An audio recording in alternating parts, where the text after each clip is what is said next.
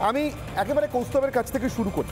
আজকে কৌস্তব আজকে সদ্য দল ছেড়েছেন বলে নয়, কৌস্তব মমতা বন্দ্যোপাধ্যায় আশঙ্কা করছেন পশ্চিমবঙ্গের মানুষ তাকে ছাড়ছেন।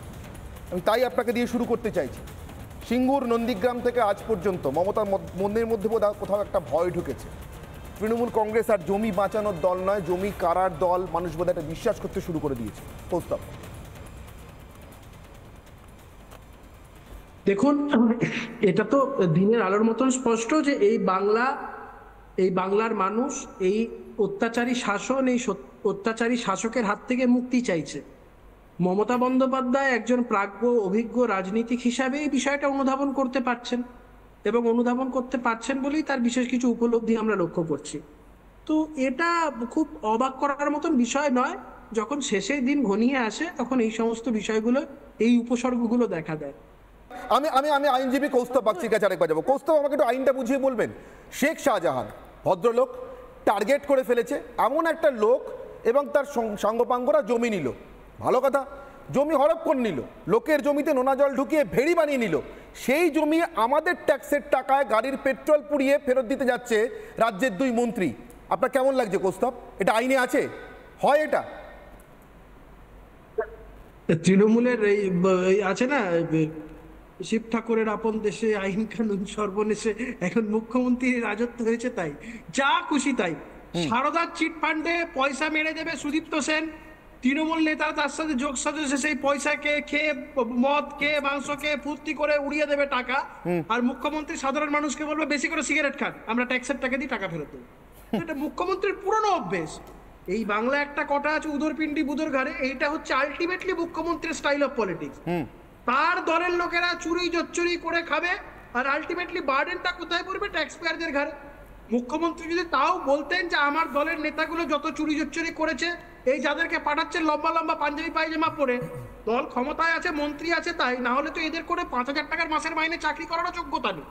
এদেরকেই যদি বলতেন যে এত চুরি জচ্চুরি যা করেছিস বাবা, এগুলোকেই বেঁচে টেছে, তাহলে লোকের টাকা দিতে কারোর কোনো বলার কিছু থাকতো না। ঠিক, বাড়িতে অত বড় একটা ফেরেপ বাজ আছে, অত বড় একটা পেল্লাই রাজপ্রাসাদের মতন বাড়ি বানিয়েছে, এদিকে তার মাস গেলে 5,000 টাকা রোজগার করার যোগ্যতা, চাকরি করার তার ক্ষমতা নেই।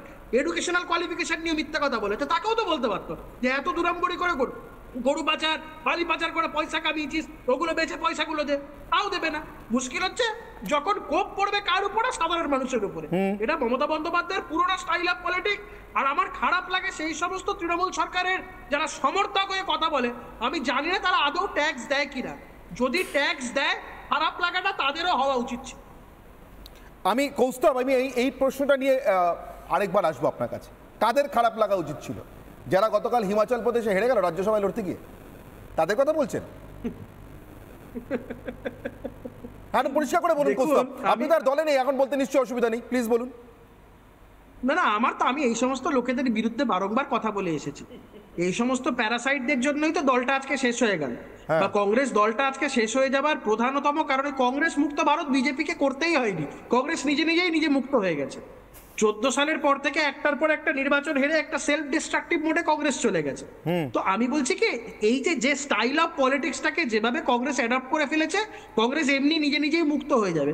তো আমি এখন এই বিষয় নিয়ে কথা বলছি না, সন্দেশখালীর এই যে জমি ফেরত এইসব ব্যাপারগুলো নিয়ে বললাম। এই যে ট্যাক্স পেয়ারদের টাকার কথাটা কেন বলছি জানো তো? সেটা হচ্ছে অনির্বাণ দা, আমার খুব খারাপ লাগে, বা আমার কোথাও না আমি অবাকও হই যে এরপরে কি করে তৃণমূলের লোকেরা যারা ধরুন ট্যাক্স দেয়, তারাই কিভাবে ডিফেন্ড করবে তৃণমূলকে। ঠিক, অনিন্দ্যবাবু ট্যাক্স দেন শুধু না, অনিন্দ্যবাবু ট্যাক্স দেওয়ার যে ব্যবস্থাপনা, তেমন মানুষ, মানে আমি সরকারিভাবে ট্যাক্স নেওয়ার যে ব্যবস্থাপনা, তেমন মানুষ অনিন্দ্যবাবুর বাড়িতেই আছেন। তারপর আমি জানি না অনিন্দ্যবাবু কী করে এটাকে ডিফেন্ড করেন যে আমাদের দেওয়া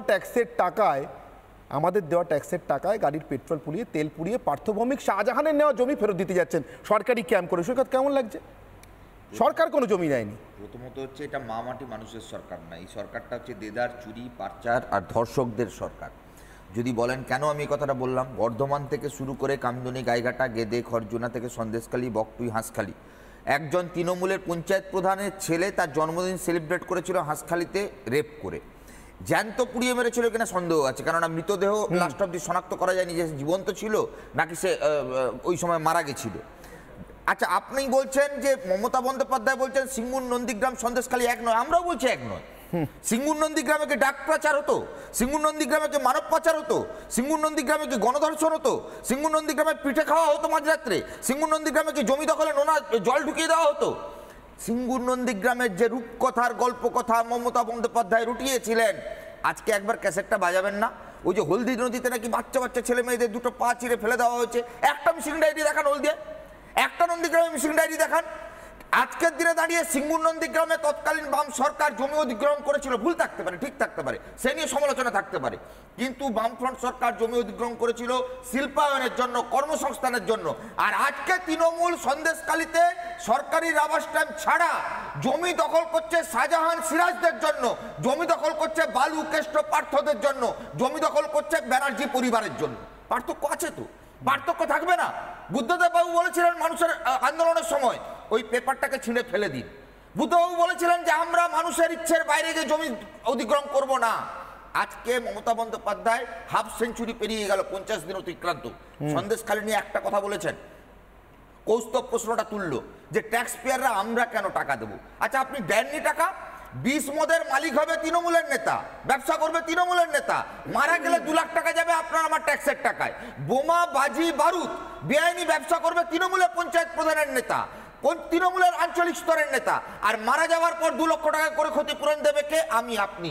আচ্ছা আমফানের ট্রিপল চুরি, আমফানের ত্রাণ চুরি, ফর্ম ফিল আপ হয়েছিল, চুরি করবার পর সরকার তাকে স্ট্যাম্প লাগালো যে যারা যারা চুরি করেছেন যা গেছে তা যাক, একই টিউনিং না? পার্থভূমিক বলছেন না যা গেছে তা যাক, তারপর সরকারের টাকা লুট হয়ে গেল, এ কথাটা মমতা বন্দ্যোপাধ্যায় নিজে স্বীকার করলো, তৃণমূল নিজে স্বীকার করলো, তারপরেও চোরেদের কোনো সাজা হলো না, নতুন করে আবার টাকা পাঠানো হলো, ট্যাক্সের টাকা নয়, জনগণের টাকা নয়। আচ্ছা আপনি বলুন তো, এই বসিরহাটে মমতা বন্দ্যোপাধ্যায় মিড ডে মিলের টাকা খরচ করে তার সরকারি প্রোগ্রাম করেছে। আচ্ছা এই একটু বলুন, একের পর এক সরকারি কর্মসূচি। আচ্ছা অভিষেক বন্দ্যোপাধ্যায় এখানে যখন শহীদ মিনারে ধর্ণা দেন, অবস্থান করেন, সমাবেশ করেন, অভিযোগ আসেনি যে পিডব্লিউডি ডিপার্টমেন্টের ফান্ড থেকে টাকা খরচ হয়েছে?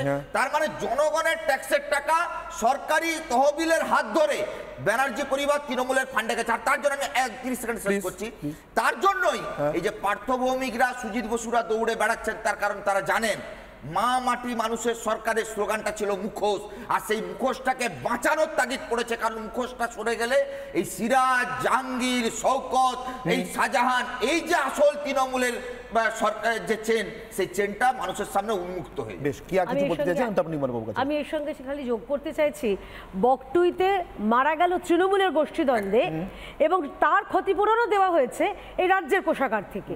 তৃণমূলের গোষ্ঠীদ্বন্দ্বে মারা গেলে তৃণমূলের কারণে যদি সেখানে যদি চুরি ডাকাতি হয়, সেই টাকাগুলো আমাদের কোষাগার থেকে দেওয়া হয়েছে। আর শেষ একটা কথা যেটা কৌস্তব বললেন, আমি সেই সঙ্গে এই সেটিং ফেটিং নিয়ে কংগ্রেস বামেরা খুব সরব হয় না। আমি গতকাল একটা ভিডিও দেখছিলাম, চমৎকার ভিডিও দেখছিলাম, অনির্বাণ মল্লিকার্জুন খার্গেকে জিজ্ঞাসা করেছে সন্দেশখালী নিয়ে আপনি কি বলবেন, উনি এমএসপি, কৃষক, আলমারি, চিরুনি, কুমড়ো, আকাশ, অনেক কিছু বললেন, সন্দেশখালী নিয়ে একটা কথা বললেন না। এইটা হচ্ছে সেটিং। বেশ।